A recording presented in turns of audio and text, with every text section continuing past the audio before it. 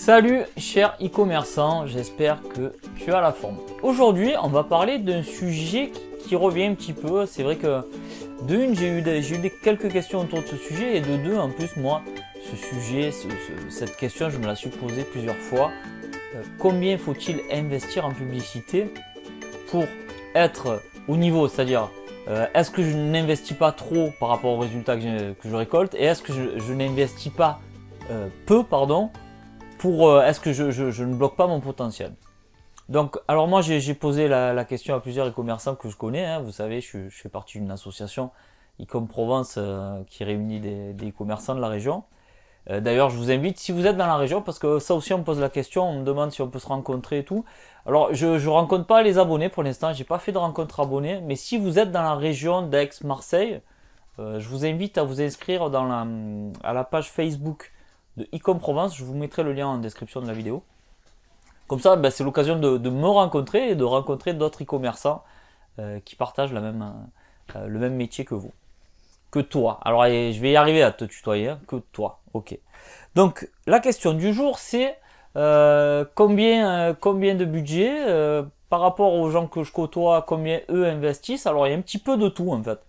À vrai dire, il y a des gens qui sont anti-pub, donc ceux-là, ils utilisent essentiellement le SEO principalement. Le SEO, Facebook pas trop, plutôt le SEO. Après, il y en a d'autres qui investissent assez conséquemment, je sais pas si ça se dit, vous avez compris le concept. Je pense faire partie de cette catégorie. Je suis allé très haut moi dans le budget publicitaire. Bon, je vais pas tourner autour du pot. De toute façon, voilà, en général, le budget publicitaire qu'on alloue, c'est entre 10 et 15% du chiffre d'affaires.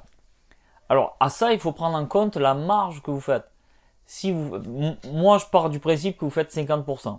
Si vous faites des marges plus, vous savez, en France, la marge habituelle, on va dire que c'est un QF2 sur le hors taxe. C'est-à-dire, vous achetez un produit à 10 euros, vous le revendez 20 euros TTC. Et dans ces cas-là, on avoisine les 40% de marge. Donc, si vous faites 40% de marge et que vous investissez 15% dans la publicité, ça va être chaud à la fin du mois parce que bon, mais il va falloir payer vos fournisseurs, il va falloir aussi payer les frais de port et vous allez vite vous payez à vous aussi, bien évidemment, payer l'emballage, pardon, hein, etc., etc. Et vous allez vite vous rendre compte que 15% de budget publicitaire, ça rogne énormément sur votre marge et sur votre salaire. Donc si vous êtes à 40, il vaut mieux taper dans les 10%. L'idéal étant, le trafic le plus rentable, c'est de faire que du SEO. Mais à côté de ça, vous allez aussi perdre des clients. Parce que dans tous les cas, on a plusieurs typologies de clients. On a le client qui va faire sa propre recherche à travers Google. Il va carrément occulter les publicités. Vous savez, les publicités de la page qui est AdWords. Après, il y en a qui vont cliquer sur toutes les annonces Google Shopping. On les voit tout en haut, là, c'est le comparateur de prix de Google, quoi.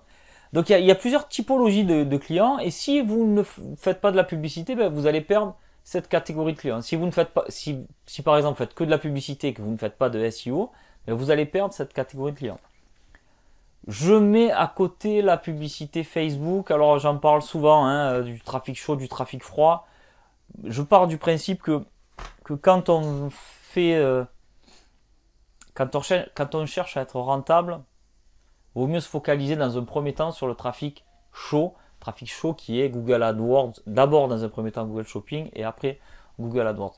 Il vaut mieux investir vos deniers, là, les peu de sous que vous avez au démarrage, les investir dans du trafic dont en fait les gens ils recherchent quelque chose de précis. Donc si vous répondez à leur attente et que votre site est bien sympa, etc., vous allez convertir. Maintenant, aller chercher du trafic froid, c'est-à-dire des gens, leur expliquer votre produit, leur expliquer votre site, alors qu'ils cherchent pas à avoir, ils ont rien demandé à la base, ça va être plus dur. Donc le budget publicitaire, comme je vous disais, parce que c'est quand même le sujet principal, je veux pas m'éparpiller avec Facebook, mais voilà, moi je vous conseille vraiment de rester entre 10 et 15%, sinon après ça va être compliqué. Alors je sais que certains font du dropshipping. Alors certains disent oui, mais moi je m'en fous si je fais 20 centimes sur la vente. Ouais, ok, tu t'en fous, mais bon, la publicité ça demande du temps aussi, hein, il va falloir gérer ta pub. Ça demande beaucoup d'argent. Après, tu as la comptabilité. En fait, ce qu'il faut savoir, c'est qu'au plus tu vas augmenter, et c'est là, c'est à ça que je veux en venir, c'est qu'au plus tu vas augmenter ton chiffre d'affaires, au plus tu vas avoir des frais supplémentaires.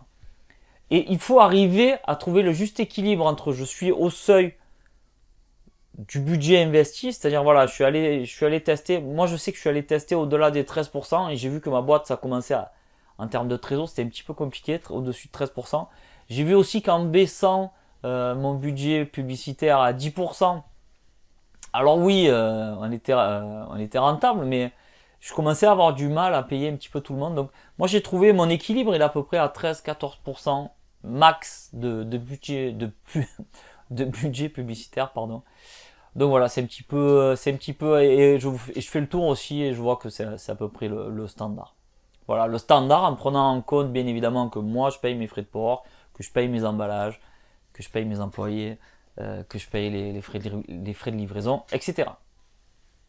Ben écoutez, ben voilà, je pense avoir fait le tour. Si jamais vous avez... Ah oui, non, un truc que je voulais vous dire aussi, qui est très important. Quand on démarre, on va investir de la publicité. C'est très très important, surtout pour les débutants.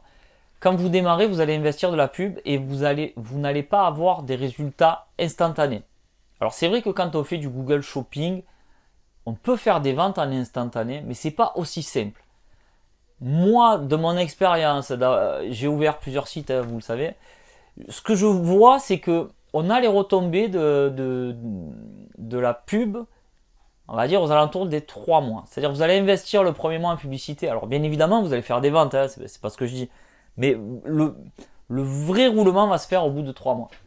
C'est ce que je vois autour de moi. Et vraiment, donc quand vous investissez, n'attendez pas au bout d'une semaine de retrouver de faire des ventes instantanément. Ça va être long parce que les gens ils viennent sur votre site, ils repartent, ils reviennent, ils se rappellent de vous, etc. Et puis un jour ils vont enfin se décider.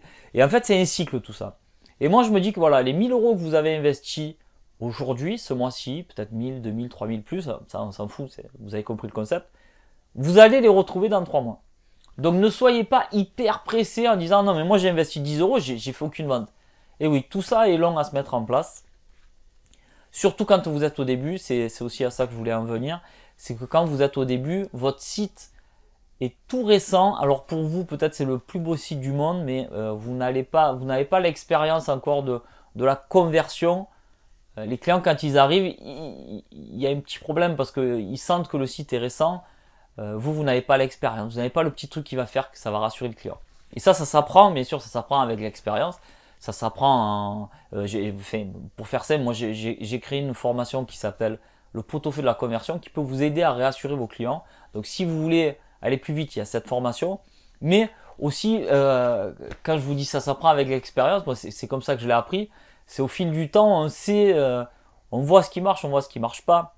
Et surtout quand on a un site qui est récent, le site est vide en fait. On a peu de commentaires, on a peu de produits, notre thématique n'est pas bien étoffée, on tâtonne encore notre marché. Et je vous assure que le client lambda, quand il arrive, il le ressent, ça se ressent, voilà.